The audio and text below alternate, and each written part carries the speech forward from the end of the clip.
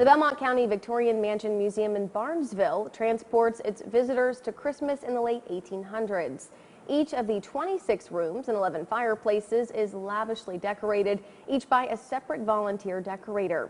The mansion took 5 years to build, from 1888 to 1893. 7 News reporter DK Wright takes us on a tour that won't take nearly that long, but it will indeed transport us back in time. You're welcomed by this slightly stuffy couple on the porch. As you enter, you pass through a hand-carved scrollwork archway. The artisans would insist on being paid daily because their hands would hurt so much and the work was so intricate that they weren't sure that they were going to come back the next day. Female visitors would go straight to the ladies' washroom. Even just to go from Bethesda to Barnesville would be an all-day excursion, with dusty roads and being behind a horse in a carriage. Freshening up required that you take your rings off and park them in a holder in the faucet. Because the soap at the time was just so harsh that it would damage the rings over time. This year's theme is the night before Christmas. Here in the bedroom, Papa in his cap springs from the bed, hearing a clatter, while Mama in her kerchief sleeps through the whole thing. This room's decorator even hand-painted the outdoor scene that, to your wondering eyes, will appear.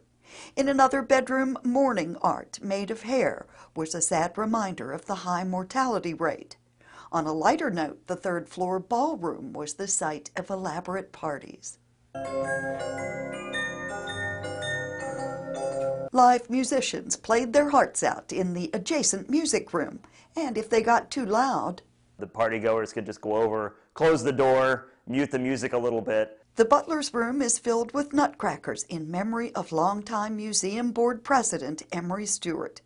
The courting nook was where a couple could sit apart and whisper. The growlery was where the men adjourned to with their beverages and conversations. Various parlors were for different purposes, some for family, others for visitors. Every nook is decorated from the closets to the bathrooms. This is believed to be the first shower in Belmont County. The Victorian Mansion Museum is now a destination for thousands. And to think it was almost torn down.